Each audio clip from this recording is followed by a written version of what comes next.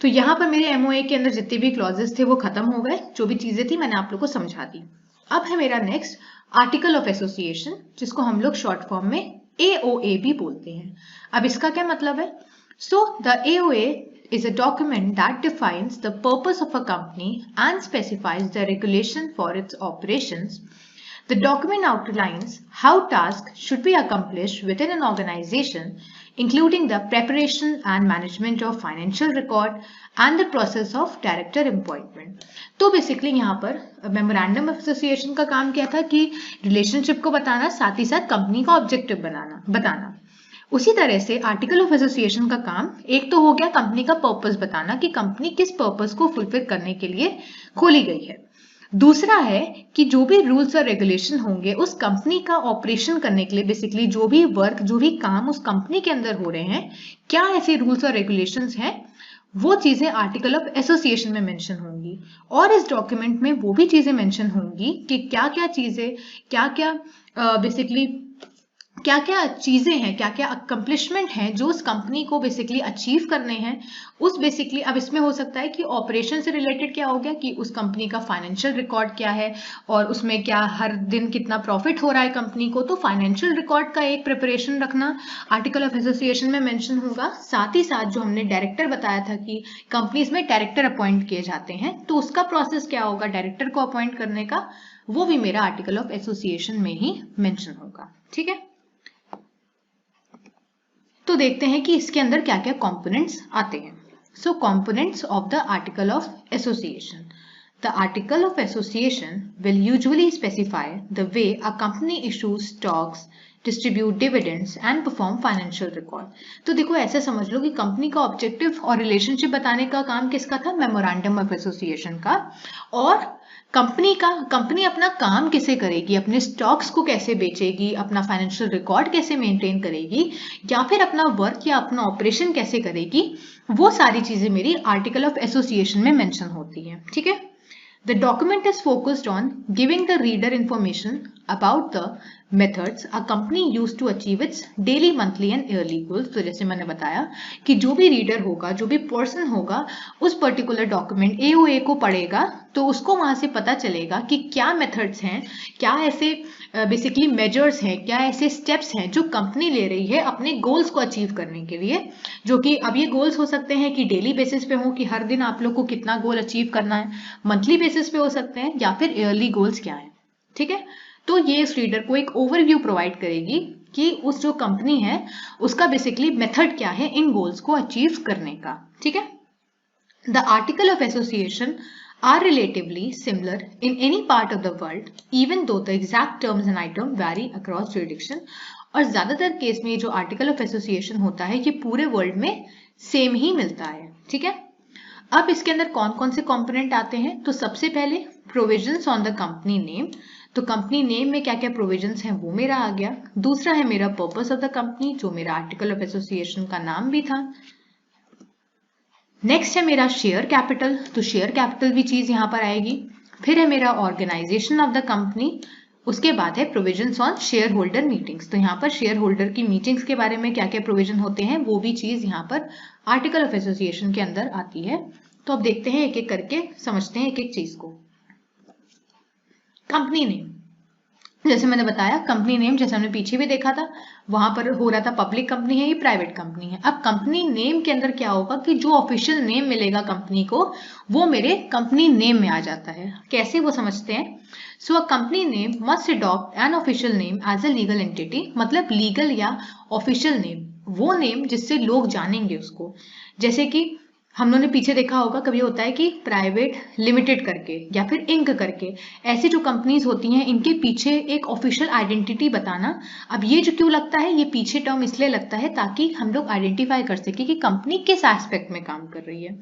सो इसके अंदर क्या है कि कंपनी के अंदर एक ऑफिशियल नेम होना चाहिए, कंपनी का एक लीगल आइडेंटिटी उसको मिलनी चाहिए, और ये सारी चीजें मेरी आर्टिकल ऑफ एसोसिएशन में मेंशन होनी चाहिए। ठीक है, Usually the following suffixes Inc or Limited, Ltd are used to show that an entity is a company. तो ये वर्ड Inc जिसको या फिर हम लोग Ltd बोलते हैं उसमें क्या होगा, ये वर्ड्स मेरे कंपनी के आइडेंटिटी को शो करते हैं। और यहाँ पर एक चीज नोट करने वाली है कि ये जो ज्यूरिडिक्शन है ये कंट्री टू कंट्री वैरी करते हैं और हर एक कंट्री के अंदर अपने अपने रूल्स हैं कंपनी नेम को लेके। The words government or church cannot be used as a name because it might confuse the public. Also, the words that are offensive and vulgar are also prohibited. लेकिन एक चीज यहाँ पर restrict की गई है इसके अंदर कि ऐसे सभी नाम जहां पर गवर्नमेंट हो, अब लोग ऐसा सोचेंगे कि गवर्नमेंट की कंपनी है तो वहां पर लोगों को मिसलीड करना नहीं चाहिए, इसीलिए कंपनी के नाम में आप गवर्नमेंट नहीं डाल सकते, साथ ही साथ आप चर्च नहीं डाल सकते, क्योंकि चर्च का क्या हो गया, एक रिलीजन एस्पेक्ट, एक रिलीजियस एस्पेक्ट हो गया। तो उस केस में आप ये दोनों वर्ड्स नहीं डाल सकते। साथ ही साथ और भी बहुत सारे वर्ड्स होते हैं जो आप कंपनी नेम में नहीं डाल सकते लोगों को मिसलीड करने के लिए, और आपकी कंपनी नेम ऑफेंसिव नहीं होना चाहिए, कोई भी वल्गर वर्ड्स आपको यूज नहीं करने हैं, आपको अच्छे और सही वर्ड यूज करने हैं, ठीक है, जो आपकी कंपनी को सूट करें। तो ये मेरा कंपनी नेम में हो गया। नेक्स्ट है मेरा purpose of the company. So companies are incorporated for a specific reason. तो नॉर्मल सी बात है कि कंपनी को फॉर्म करने के पीछे, कंपनी को इनकॉर्पोरेट करने के पीछे हर एक इंसान का अपना कोई पर्पस होता है, अपना कोई रीजन होता है। तो purpose of the company AOA में या आर्टिकल ऑफ एसोसिएशन में मेंशन करना बहुत इंपॉर्टेंट हो जाता है, क्योंकि इससे रीडर को समझ में आता है कि कंपनी को सेटअप क्यों किया गया, कंपनी को सेटअप करने के पीछे रीजन क्या था, ठीक है। So primarily, it is up for profit reason to pursue a certain goal by delivering value to the society. The reason or the purpose of organization must be clearly stated in Article of Association. और इसीलिए इसको अच्छे से mention करना चाहिए, clearly mention करना चाहिए अपने Article of Association में। Some jurisdictions allow for very broad purpose statements such as management, while others require a more detailed purpose of enterprise, that is the operation and growth of a restaurant chain. तो यहाँ पर कुछ statements होते हैं जो broad होते हैं, तो कुछ के restriction के अंदर कुछ और आ सकता है, और बहुत से ऐसे enterprise होते हैं जिसमें जिनका कुछ detailed purpose होता है, तो उनके केस में जो भी operation वो कर रहे हैं वो, और कैसे वो अपने यहाँ पर restaurant का example लिया गया है, तो कैसे वो अपने business को grow करवाएंगे, वो सारी चीजें मेरी पर्पस ऑफ द कंपनी में आ जाती हैं, ठीक है। नेक्स्ट है मेरा शेयर कैपिटल। शेयर कैपिटल क्या है? So the article of association will state the number and the type of share comprising a companies capital. तो कंपनी की जो कैपिटल होती है उसको बनाने वाला, उसको कॉन्स्टिट्यूट करने वाला बेसिकली क्या नंबर है या कितने तरह के शेयर हैं कंपनी के अंदर। शेयर्स क्या होते हैं? कंपनी के शेयर्स शेयर होल्डर खरीदते हैं, ठीक है। तो ये जो शेयर कैपिटल के अंदर वो सारी चीजें होंगी जो कंपनी के कैपिटल को फॉर्म करती हैं। अब ये चीजें क्या हो सकती हैं? ये चीजें हो सकती हैं कंपनी के अंदर कितने शेयर्स हैं और किस टाइप के शेयर्स हैं, वो सारी चीजें मेरी शेयर कैपिटल में आ गई। Typically there is always at least one form of common shares that make up its capital. और हमेशा ज्यादातर केस में कम से कम एक कॉमन शेयर होता है जो कि कैपिटल को फॉर्म करता है, कैपिटल को बनाता है। Additionally, one can also see several types of preferred stock. If information about stock is found in the article of association, it means they can be issued by the company when there is a need for funding. तो basically यहाँ पर stock की बात करी गई है कि अगर आपने स्टॉक, बेसिकली जो स्टॉक हैं अगर आपने अपनी कंपनी में मेंशन किए हैं तो आपको आर्टिकल ऑफ एसोसिएशन में बेसिकली उसको मेंशन करना चाहिए। और अगर आर्टिकल ऑफ एसोसिएशन में वो स्टॉक्स मेंशन है, उसकी इंफॉर्मेशन मेंशन है, तो आप इनको इशू कर सकते हो जब भी कंपनी को जरूरत हो फंडिंग की, या फिर वहां से वो फंड ले सकती है, ठीक है। तो ये मेरा शेयर कैपिटल है। नेक्स्ट है मेरा ऑर्गेनाइजेशन ऑफ द कंपनी। इसमें देखते हैं ऑर्गेनाइजेशन कैसे करना है हमें कंपनी के अंदर।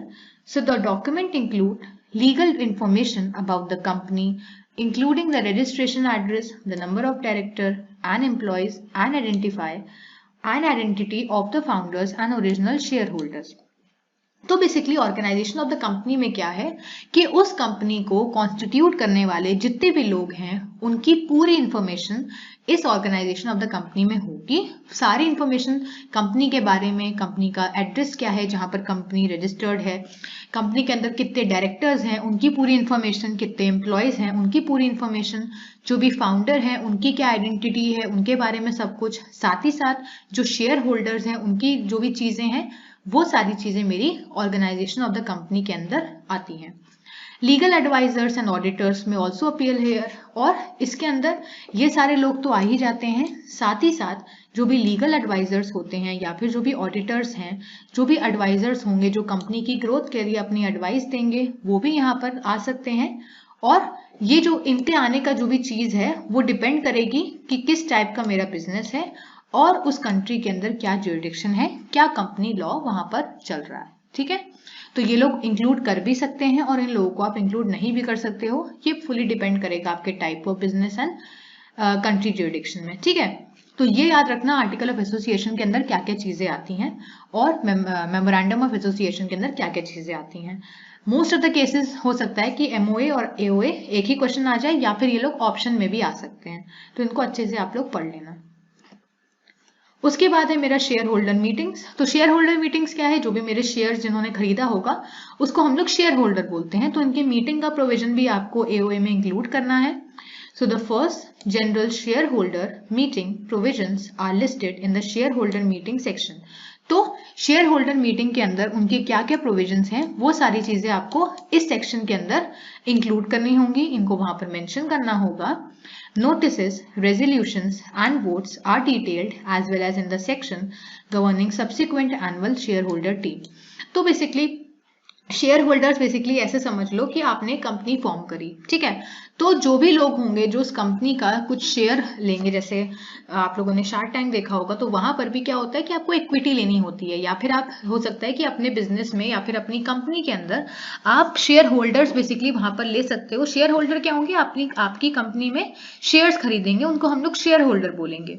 तो वहां पर जो शेयर होल्डर की जो मीटिंग्स होती हैं उससे रिलेटेड जो भी प्रोविजंस हैं, जो भी चीजें हैं, वो मेरी इस सेक्शन में इंक्लूड की जाती हैं और उनसे रिलेटेड जो भी उनकी नोटिसेस होंगी, जो भी उनके रेजोल्यूशन होंगे, जो भी उनकी इंफॉर्मेशन होंगी, वो सारी चीजें भी इस सेक्शन में इंक्लूड करी जाती हैं। और जो भी एनुअल बेसिस पे या फिर ईयरली बेसिस पे जो भी शेयर होल्डर की मीटिंग्स हैं उसकी पूरा डेटा इस मेरे सेक्शन में इंक्लूड किया जाता है और ये सेक्शन आर्टिकल ऑफ एसोसिएशन के अंदर मेंशन होता है। ठीक है,